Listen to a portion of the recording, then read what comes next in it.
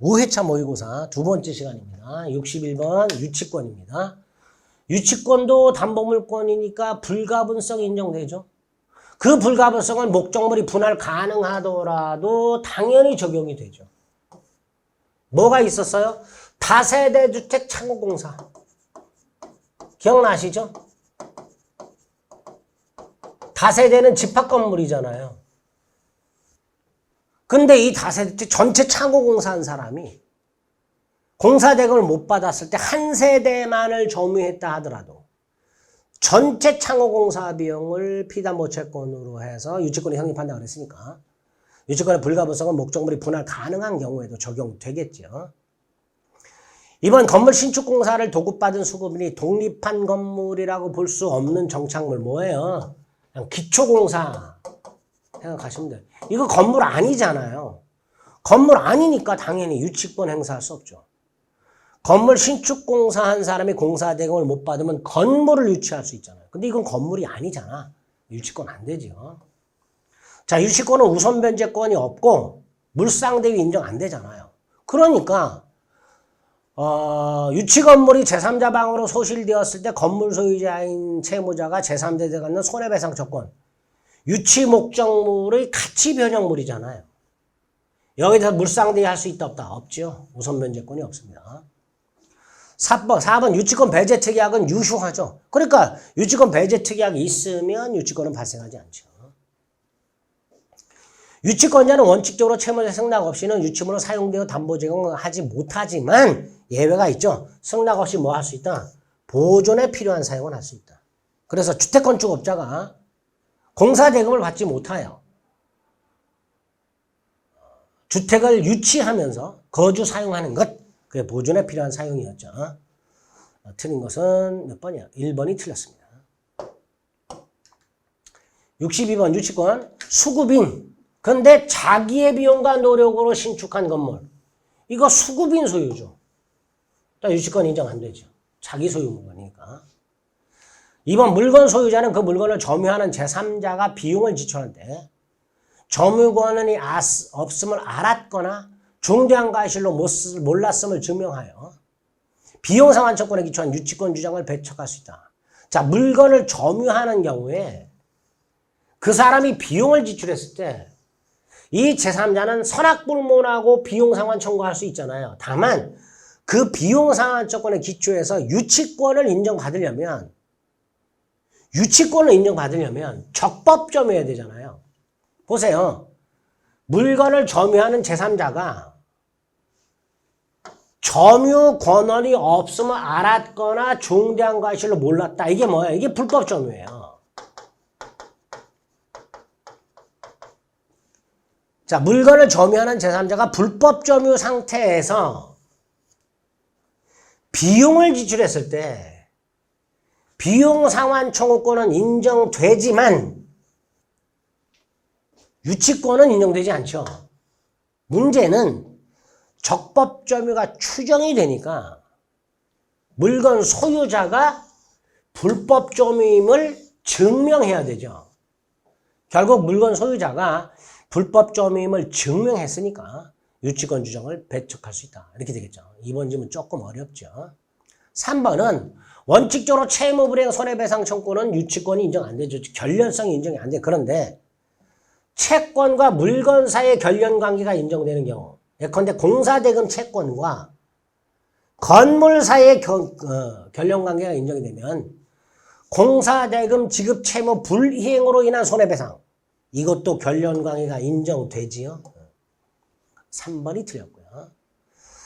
4번 경매 개시 결정 기입 등기가 이루어지기 전 유치권을 취득했으니까 매수인에게 유치권을 주장할 수 있죠. 경매 개시 결정 기입 등기 후 유치권을 취득했을 때는 매수인에게 주장을 못하죠. 토지 등 그 성질상 다른 부분과 쉽게 분할할 수 있는 물건이 있는 경우 그 일부를 목적으로 한 유치권도 당연히 성립할 수 있게 됩니다. 토지 등 그 성질상 다른 부분과 쉽게 분할할 수 있는 물건은 토지의 부합물이 아니잖아요. 그죠? 별개의 물건이니까 유치권 인정될 수 있다. 틀린 거 3번.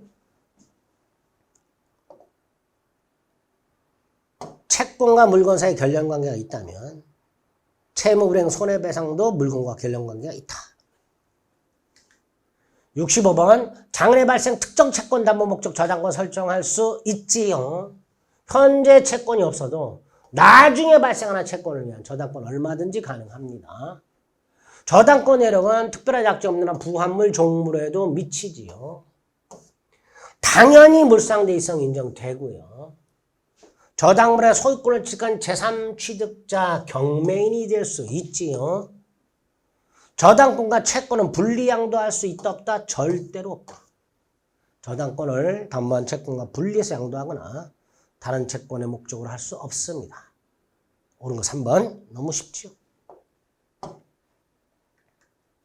64번 저당권자는 배당기일 전까지 물상대권 행사하여 우선 변제 발. 배당기일 전이 아니고요. 배당 요구 종기죠. 배당 요구 종기까지. 종거가 아니고 종기. 네. 배당 요구 종기까지 물상대권 행사해야 돼요. 돈은 어때요? 지급 전까지 물상대권 행사해야 되고요. 경매의 경우는 배당 요구 종기까지 배당을 요구해야 되죠. 자, 협의 취득보상금. 이거는 매매대금에 불과하니까 물상대의 할 수 없습니다. 협의 취득보상금에 대해서는 물상대의 할 수 없다.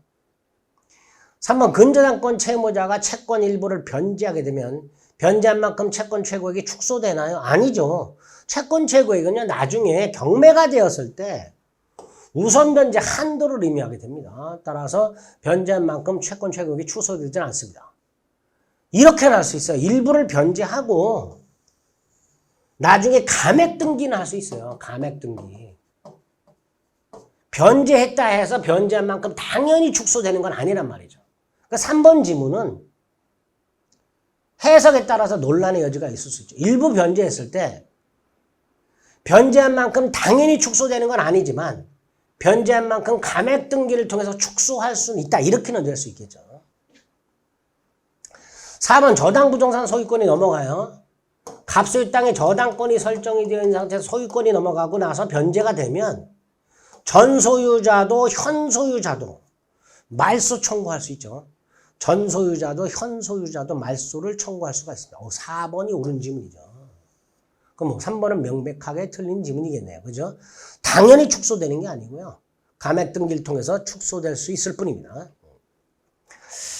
4번 다시 한번 저당 부동산 소유자가 바뀌면 전 소유자도 현 소유자도 말소를 청구할 게 있습니다.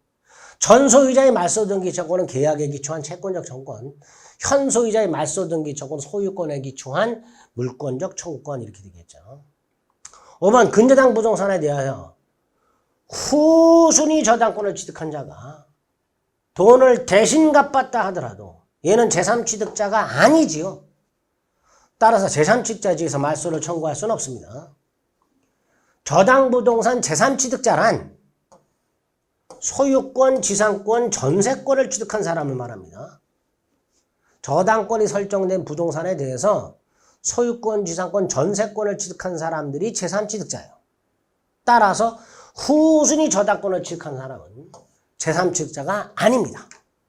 따라서 후순위 저당권자가 선순위 저당권자의 채무를 변제했다 하더라도 제3취득자의 지위에서 말소 따위를 청구할 수는 없습니다. 옳은 것 고르라고 되어 있으니까요. 4번이 옳은 지문이 됩니다. 5번 2023년 2월 1일 자기 소유 중고 자동차를 1,000만 원에 매수할 것을 의뢰에게 청약하는 내용의 편지를 발송했다.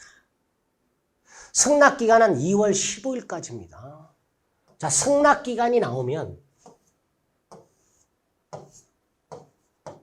그 기간 내에 승낙통지가 가백에 도달했는지 아닌지에 따라서 판단해야 되고요. 두 번째, 승낙기간 내에는 당연히 철회하지 못하죠. 527조 청약은 철회하지 못한다. 가백 편지가 의뢰에 도달했다면 효력이 생기잖아요. 도달 후에는 뭐 하지 못한다? 철회하지 못한다. 527조.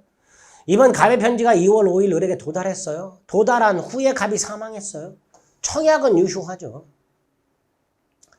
을이 900에 사겠다고 했으니까 갑의 청약에 대해서 변경을 해서 승낙을 했죠.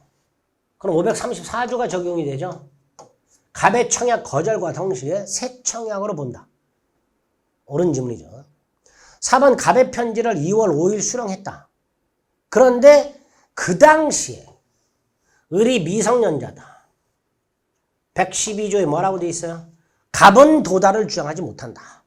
그러나 을은 도달을 주장할 수 있다. 이렇게 되죠. 4번 표의자는 효력 발생을 주장할 수가 없습니다. 5번 을이 청약을 10일 발송했고요. 을이 승낙을 10일 발송해서 15일 도달했어요.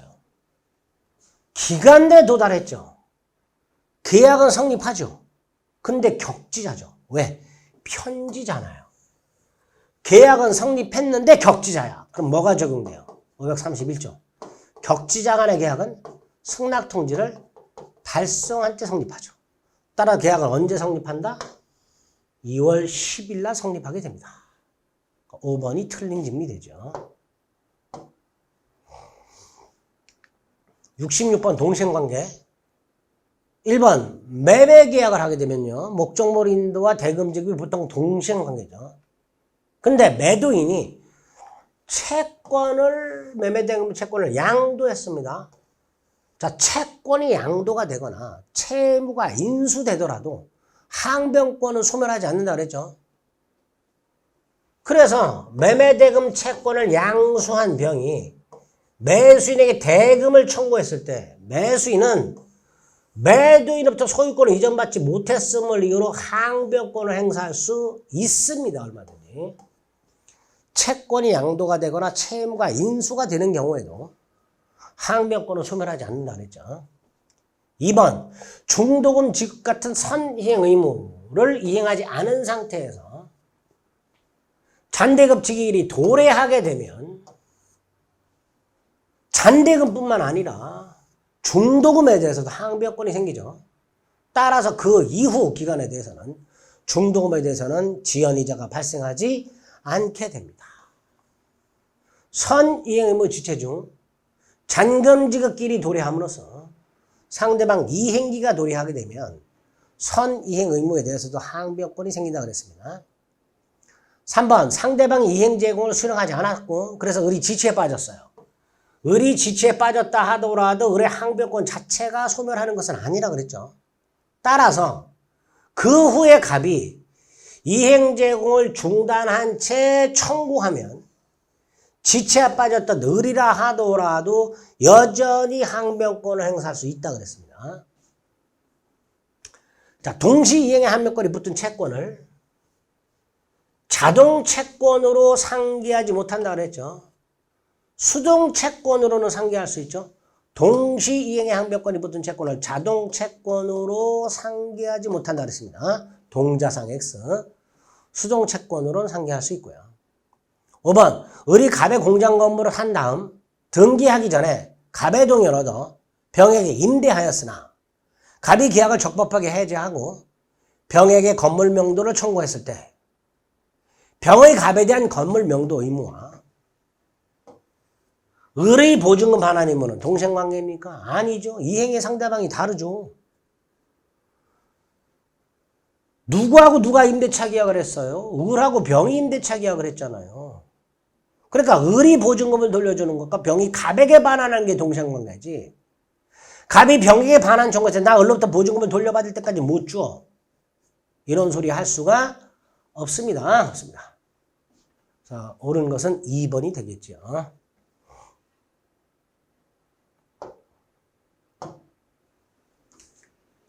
67번 위헌부담. 위헌부담은 예를 들어 갑과 을이 주택이나 땅을 매매했는데 그 계약을 한 후에 갑의 잘못 없이 주택이 멸실되거나 땅이 수용이 되는 경우 등 갑의 채무가 후발적 불능이 되었을 때 대금 지급 채무는 누가 위헌부담해야 되는가?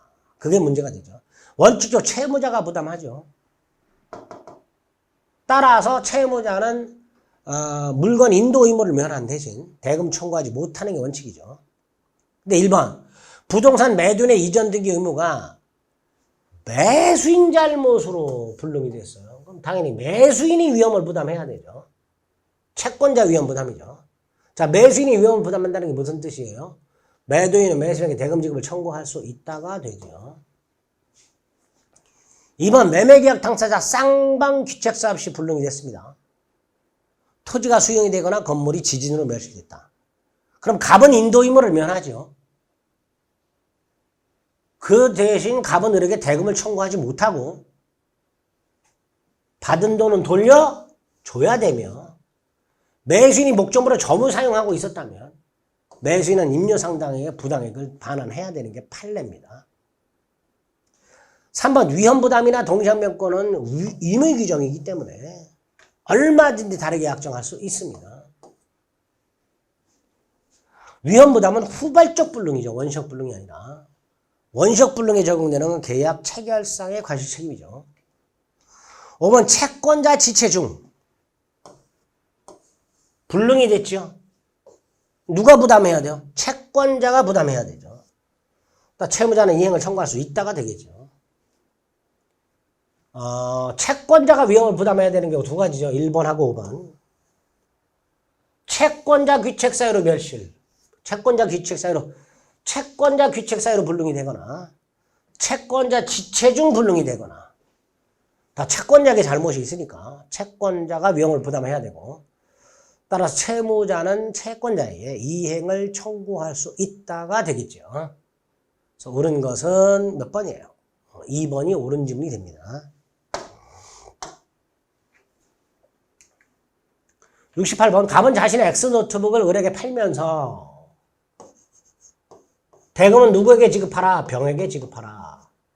갑이 요약자, 을이 낙약자, 병이 수익자 이렇게 되겠죠. 제3자를 위한 계약이고요. 병은 낙약자에게 수익의 의사를 표시했습니다.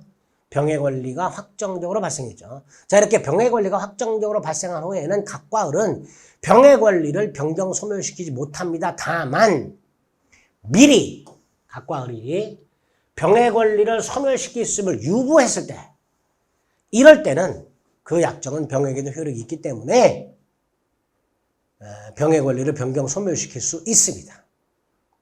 2번 을의 채무 불이행이 있으면 갑은 병의 동의 없이도 얼마든지 계약을 해지할 수 있습니다. 해제권은 갑의 단독행위고요.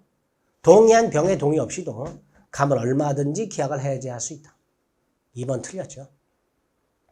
이때 병은 을에게 손해배상을 청구하게 될 겁니다. 3번 제3자를 위한 계약 체결 원인이 된 갑과 병 사이의 법률관계라고 되죠. 이게 뭐예요? 대가관계죠. 대가관계는 제3자를 위한 계약에 아무런 영향을 주지 않으니까 을은 대가관계 하자를 이유로 거절할 수는 없다죠.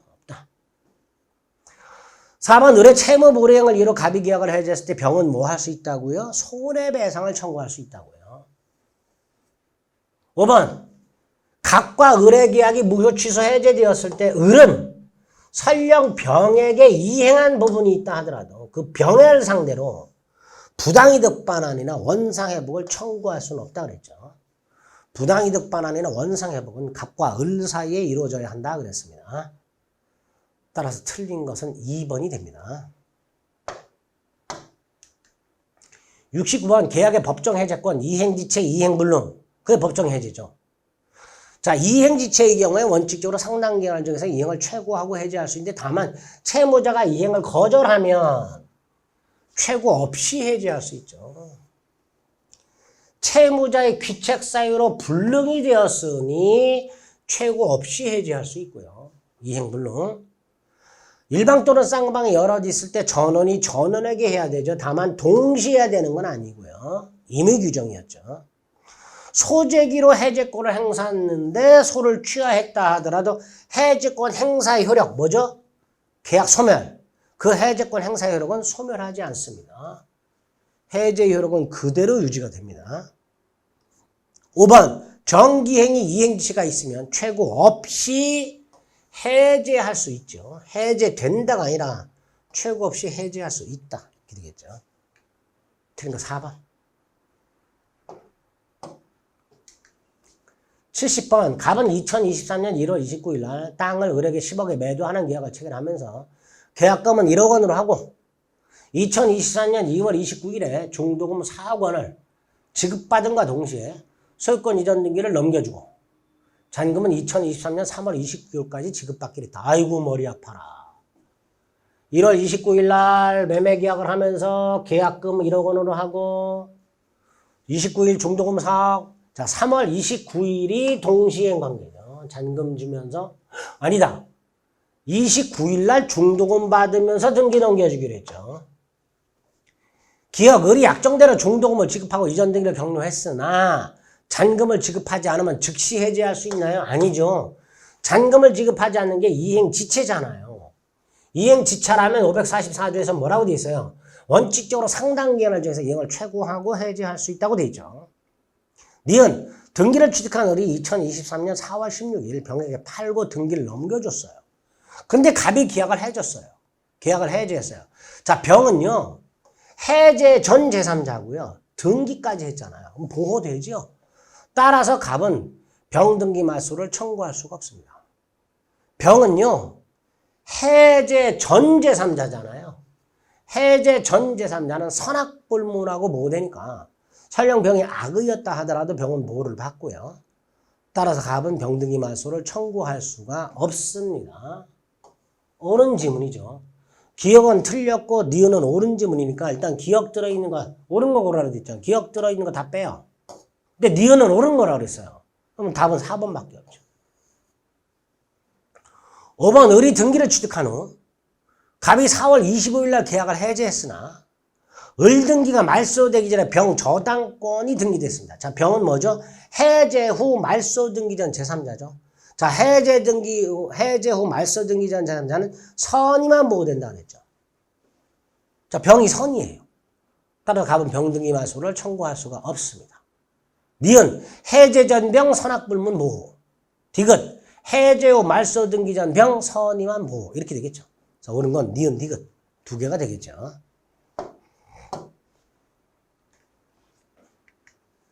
71번 계약금. 계약금 계약은 요물계약이죠. 매매계약과는 독립한 계약이고요. 요물계약이지만 매매계약의 종된 계약이죠.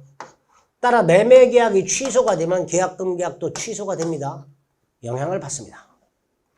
위약금 약정이 있다면요. 위약금은 손해배상액의 예정과 위약벌 둘 중에 하나고 손해배상액의 예정으로 추정하죠. 위약벌이 아니라 손해배상액의 예정으로 추정하게 됩니다. 또 설령 위약벌일 때 그게 부당하게 과도하더라도 감액할 수는 없습니다. 손해배상액의 예정은 감액이 가능하지만 위약벌은 감액이 안 됩니다.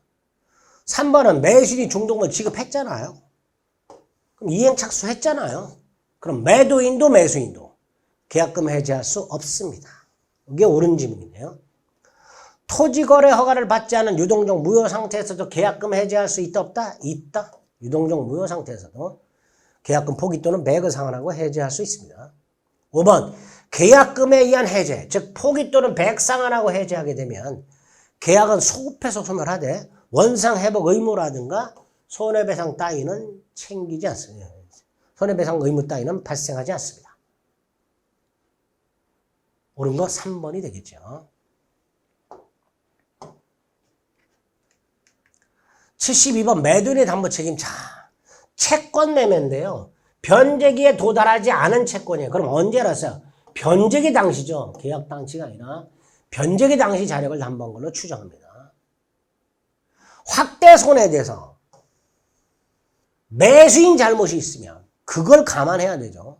따라서 확대 손해에 대해서도 목적물에 하자가 있고 하전에서 손해가 생겼는데 하자가 점점 커졌어요.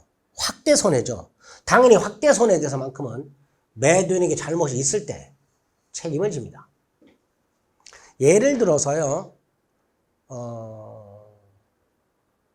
TV가 고장났어요. 산지 일주일도 안 됐는데. 그럼 손해가 생길 거 아니에요, 매수인한테. 근데 매수인이 그대로 AST 가서 고쳤다면 10만 원이면 고칠 거를 매수인이 지가 뜯어보다가 액정을 깨트렸어요. 패널을. 그래서 바로 AS 갔으면은 10만 원이면 고칠 거를 매수인 잘못으로 손해가 100만 원이 추가가 됐어요. 이런 확대 손해까지 매도인이 책임질 이유는 없습니다. 그러니까 확대 손해에 대해서는 매도인에게 잘못이 있어야 되겠죠.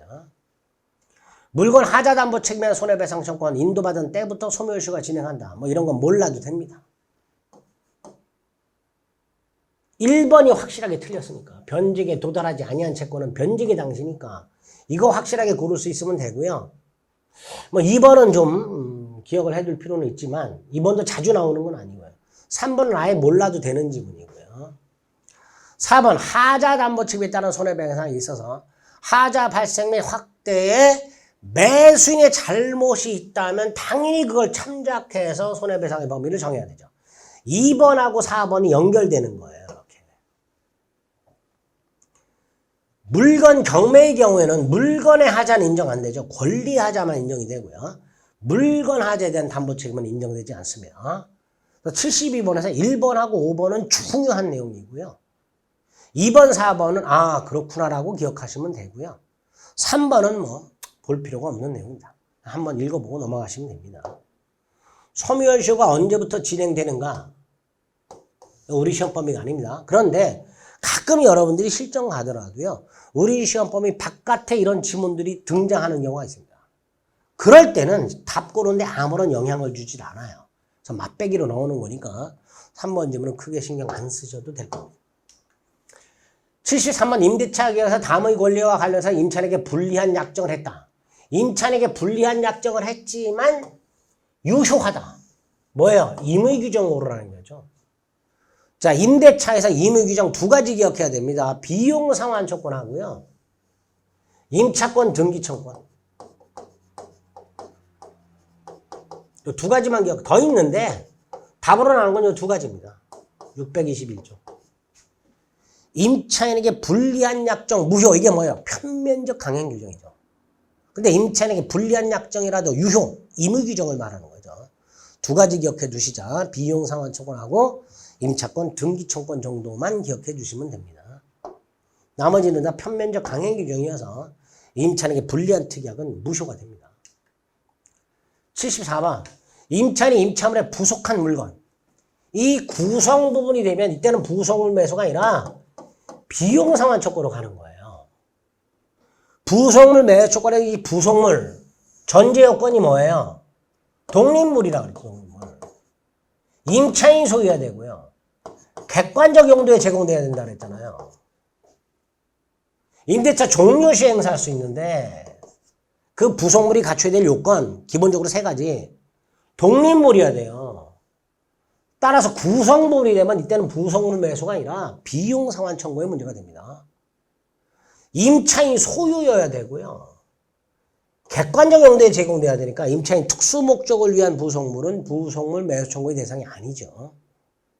2번 필요비는 지출 후 즉시 청구할 수 있고요. 유익비는 임대차 종료 후 가액 증가 현존한만 청구할 수 있습니다.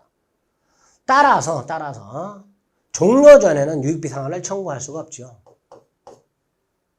1번도 틀렸고 2번도 틀렸고. 3번 적법전대라고 되어 있습니다. 전차인이 적법전대차의 경우에 전차인에게 부속물 매수 조건이 인정이 되는데요. 이때 부속물은 세 가지입니다.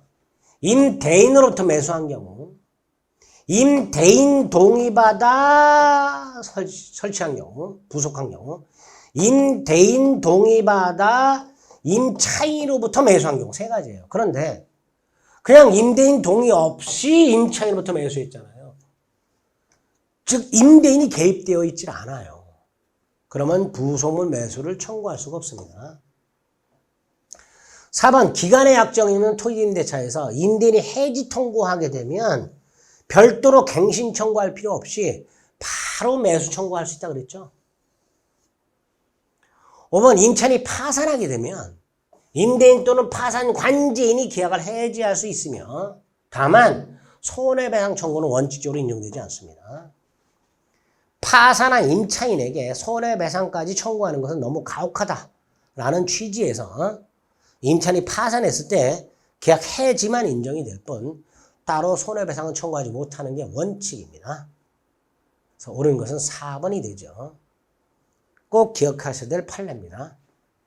다 중요한 지문들로만 이루어져 있습니다. 75번 주택임대차보호법.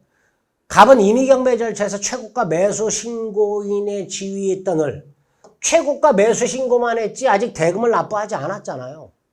그럼 얘는 아직 소유권 취득하지 못한 거잖아요. 단순히 최고가 매수 신고인과의 계약을 했을 뿐입니다.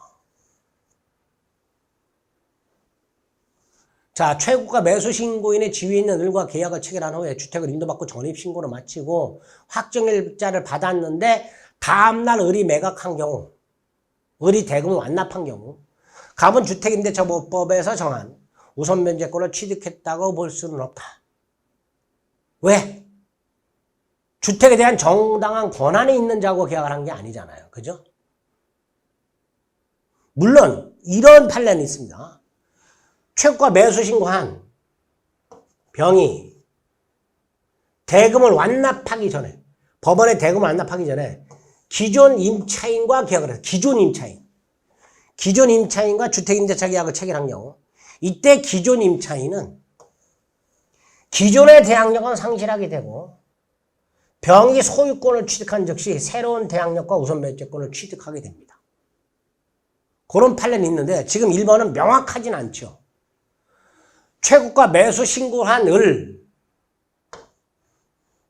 계약을 한 갑이 기존의 임차인인지 아닌지가 말이 없어요. 그죠? 새롭게 계약하고 새롭게 인도받아 전입신고를 했다고만 되어 있습니다. 따라서 이건 약간 논란의 소지가 있다. 잘 모르겠으면 넘어가는 거예요. 2번, 아파트를 분양받은 사람이 열세를 받았다. 다시 말해서 인도를 받았다. 그 다음에 임대차 계약을 하고 임차인이 입주했다. 그리고 대항력을 갖췄다. 근데 분양계약이 해소되었을 때 이 임차인 보호되냐? 보호된다는 게 판례입니다. 판례가 명확하게 있습니다. 보호된다. 3번, 갑이 병회사 소유 아파트 임차인 을로부터 병회사 소유 아파트를 임차한 을이 갑에게 다시 전대한 상태에서 을이 아파트를 분양받아 소유권을 취득하게 되면 을은 전대인에서 임대인이 되고 갑은 전차인에서 임차인이 되지요. 자, 이때 갑은 언제 대항력이 생긴다고 그랬어요? 을이 소유권을 취득한 즉시 대항력이 생긴다고 그랬습니다. 3번도 아주 중요한 판례죠. 4번, 자, 갑과 을 사이에 임대차 계약을 했는데 을이 갑에 대한 보증금 반환 채권이 을의 채권자에 의해서 감유되어 있을 때 을의 채권자 입장에서 바라본 채무자의 채무자가 제3채무자라고 그랬죠. 자, 그럼 이 상태에서 갑이 딱 주택을 팔았을 때 주택 양수인은 임대인 지위로 승계하죠. 자, 임대인이 뭐였어요? 제3채무자죠. 그러니까 제3채무자의 지위도 승계하게 됩니다. 옳은 지문이죠. 5번, 갑은 미등기 다세대 주택 소액 임차인으로서 대항 요건과 확정일자를 갖추었는데 그 대지가 경매가 됐어요. 대지 향가 대금에서 우선 면제 받을 수 있다 없다? 있지요. 주택의 대지에 대해서도 주택임대차보호법이 적용되니까 대지 향가 대금에서 우선 면제 5번이 틀렸죠. 자, 그러면 1번은 우리 알고 있는 그 판례 가지고서 응용해서 봅니다. 병소유 주택에 갑이 임대차하고 있었는데 선순위 저당권이 있었어요. 주택이 경매가 됩니다. 그럼 임차권은 소멸하죠.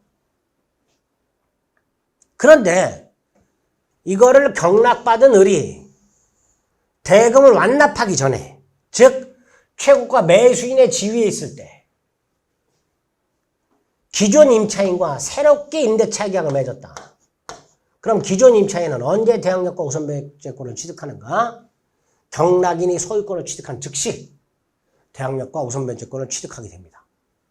그런데 1번은 단순히 최고가 매수인 지위에 있는 자와 새로운 계약을 한 거예요. 기존에 있던 임차인이 계약을 한 게 아니라 기존에 있던 임차인이 계약을 한 게 아니라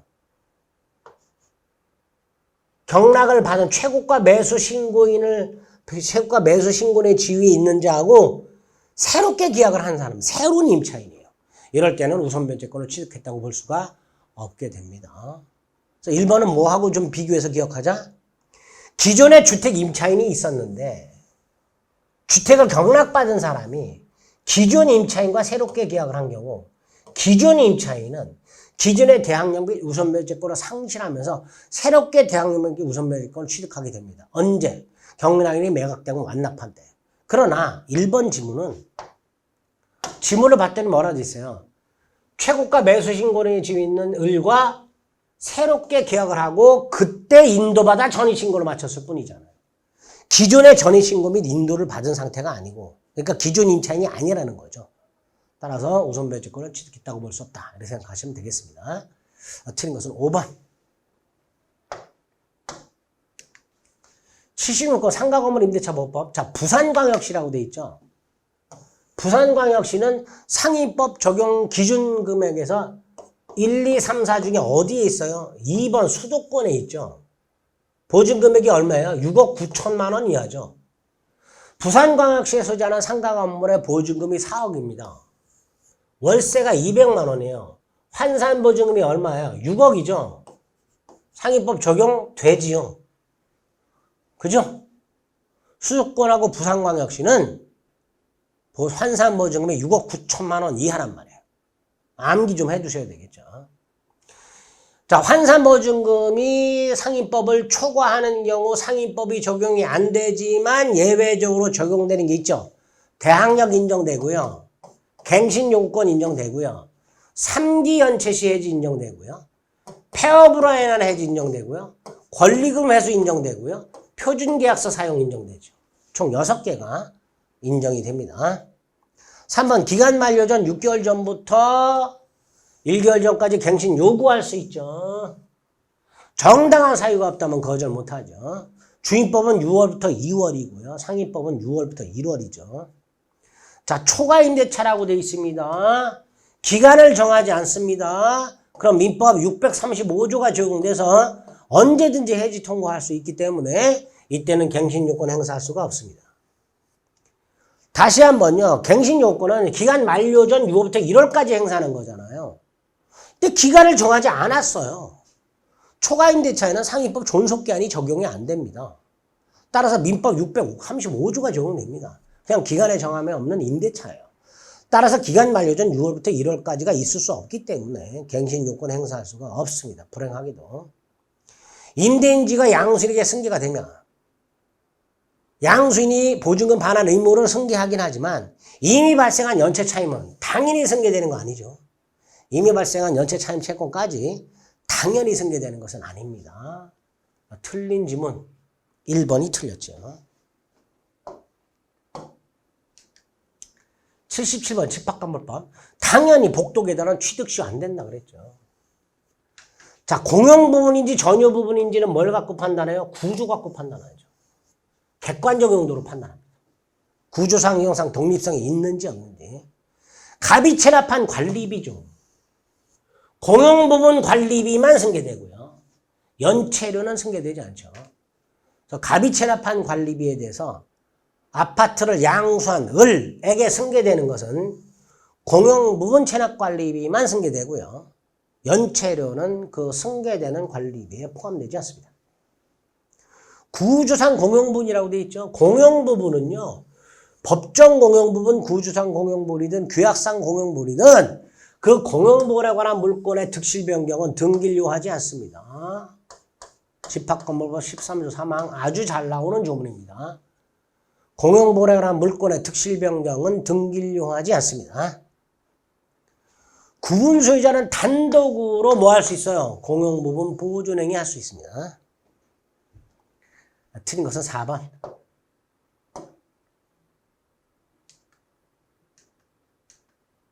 78번 가등기 담보 등에 관한 법률상 가등기 담보에 대한 설명을 옳은 것. 자, 1번 아주 중요하죠. 후순위 권리자는 청산기간 내에 하나요. 자신의 폐업권에 변제가 도래하지 않더라도 경매를 청구할 수 있다죠. 청산기간 내에 하나요. 변제기 도래 전이라도 자신의 채권의 변제기 도래 전이라도 경매할 수 있습니다. 2번 채무자는요. 청산기간 내에는 청산금에 관한 권리를 양도할 수가 없으며 만약에 양도했다 하더라도 후순위 권리자가 대항할 수가 없습니다. 3번 담보 목적물에 대한 사용수익권은 당연히 누구한테 있어요? 채무자한테 있죠. 근데 채무자에게 지급해야 될 청산금이 있어요. 지급 없이 청산기간이 지나면 채권자에게 귀속되는 거 아니죠. 청산 절차를 마쳤을 때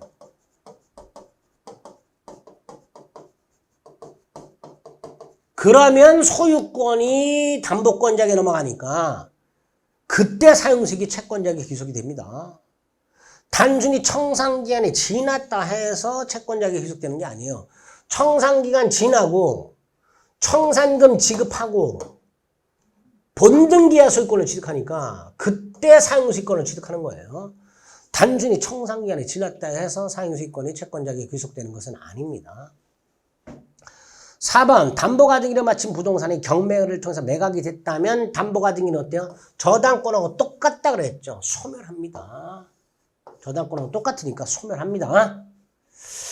5번 담보가 등기를 마친 부동산에서 경매가 되면 담보가 등기는 저당권하고 똑같다 그랬죠. 순위는 어떻게 돼요? 담보가 등기를 마친 때 저당권 등기한 걸로 봅니다. 본등기한 때가 아니고 담보가 등기를 마친 때 저당권 등기한 걸로 보니까 그걸 기준으로 순위를 따지게 되겠죠. 5번이 옳은 지문이 됩니다. 79번 부동산 실거주자 명의등기에 관한 법률상 명의신탁이라고 되어 있죠. 투기 탈세 방지라는 법의 목적상 명의상 약정은 반사회 질서행위가 아니죠. 반사회 질서행위인데 법으로 만든 거예요. 그래서 법이 만들어지기 전에는 반사회 질서 행위였지만 행위로 볼 수 있었지만 법이 만들어진 다음에는 강행규정 위반일 뿐입니다. 반사회 질서가 아닙니다. 2번 명의상 약정이 무효예요. 각과 의사의 명의상 약정을 했고요. 을에게 등기를 넘겨줬습니다. 일단 무효입니다. 근데 각과 을이 혼인을 했고요. 탈법 목적이 없어요. 그러면 그때부터 명의상 약정이 체결된 때로부터가 아니라 혼인한 때부터 유효가 됩니다. 소급해서 유효가 되는 게 아니라 혼인한 때부터 유효가 됩니다. 3번 명의상 약정 무효 및 등기 무효는 선악불문하고 제3자에게 대항할 수가 없습니다. 수탁자와 거래한 사람은 선악불문하고 보호됩니다. 5번 부동산 명의신탁은 반사회 질서 행위가 아니니까 당연히 불법 원인급여도 적용되지 않습니다. 4번이 옳은 지문이네요. 5번 조세포탈 등의 목적 없이 종교단체장의 명의로 종교단체 보유 부동산을 등기했다라고 되어 있습니다. 종교단체장의 명의가 아니고요. 종교단체 명의로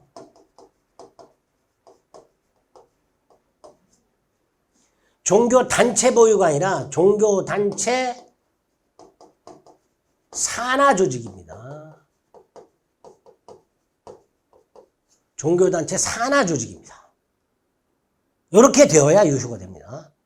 종교단체 산하조직의 보유 부동산을 종교단체 명의로 신탁을 했는데 탈법 목적이 없어. 이럴 때 유효가 되는 거예요. 따라서 옳은 것은 4번이 됩니다. 불법 원인급여 아니라는 거. 반사회 질서가 아니니까 불법 원인급여가 아니라는 거 이렇게 구별하시면 되겠습니다. 80번은 사례 형태가 나오겠네요. 2023년 5월 신탁자각과 수탁자 을이 명의상 약정을 했습니다. 그 다음에 을이 직접 계약 당사자가 됐습니다. 갑이 신탁자고요. 을이 수탁자인데요. 을이 당사자가 됐다는 게 뭐예요? 매수인이 된 거죠. 그리고 병하고 매매를 하고요. 등기를 넘겨받았습니다. 약정은 무조건 무효라고 그랬죠. 그 다음에 을병 매매하고 등기는 무효도 있고 유효도 있죠. 그 무효 유효는 매도인의 선의 악의 가지고 구별하죠. 따라서 소유권자도 달라지죠. 무효라면 매도인이 여전히 소유권자고요. 유효라면 수탁자가 완전한 소유권을 취득하죠. 이거 가지고 구별하시는 거예요. 계약 명의신탁입니다. 누가 매수인이에요? 수탁자가 매수인입니다. 이게 계약 명의신탁이죠. 자, 일단 2자가 명의신탁이든 3자가 명의신탁이든 계약 명의신탁이든 부동산 실거자 명의등기에 관한 법률이 적용이 되면 명의상 약정은 깡그리 무효입니다. 자, 2번 매도인 병이요. 명의신탁 약정 사실을 몰랐으니까 선이죠. 자, 매도인이 선이라면 을병매매는 유효하고 을등기도 유효하니까 을이 완전한 소유권을 취득하죠. 2번 반면에 3번 병이 알았습니다. 그러면 을등기 무효죠. 그런데 을이 정한테 팔았어요. 자, 다시 한번 수탁자와 거래한 사람은 선악불문하고 소유권 취득한다고 했습니다. 그런데 을이 그 사정을 모르는 정에게 팔았죠. 정선이니까 당연히 소유권을 취득합니다. 수탁자와 거래한 제3자는 선악불문하고 소유권을 취득하는데 정은 선이야. 당연히 소유권을 취득하겠죠. 4번 병이 갑을 사이에 명상약정 사실을 알았는지 여부. 언제를 기준으로 할까요? 을병 계약 당시죠. 소유권 이전 등기를 마쳐진 때가 아니라 을병 계약 당시입니다. 계약 당시. 당연하죠. 우리 법률행위의 하자 여부를 판단하는 기준식이 대원칙이 언제예요? 행위 당시잖아요. 행위 당시 목적의 확정성, 가능성, 적법성, 사회적 타당성, 사기강박 다 행위 당시잖아요. 해제만 계약 이후 사유 가지고 하잖아요. 그죠? 대부분의 하자 여부는 행위 당시를 기준으로 하게 됩니다. 5번 을이 X의 소유자가 된 경우에 당연히 을은 자기 돈 한 푼 들이지 않고 부동산 소유권을 취득했으니까 뭔가 부당한 이득이 있죠. 그 부당한 이득이 뭐예요? 갑이 을에게 준 돈, 매수자금. 이게 부당이득이죠. 그러니까 을은 갑으로부터 제공받은 매수자금을 부당이득으로 돌려줘야 됩니다. 부동산을 부당이득한 게 아니고요. 부동산은 을이 소유권을 취득하고요. 갑으로부터 받은 돈, 이게 부당이득입니다. 그거를 반환하면 됩니다. 따라서 틀린 것은 몇 번이에요? 4번이 틀린 집이다. 생각하시면 되겠습니다. 모의고사 문제가 조금 우리 실전 난이보다 높은 것들이 좀 있었어요. 그 높은 것들은 굳이 내가 이걸 모르고 있으니까 괴롭다 생각하지 마시고 한번 휙 보고 넘어가시고요. 제가 기본이 되는 거 이거 꼭 알아두셔야 된다 라고 말씀드렸던 거 위주로 정리해 주시면 되겠습니다.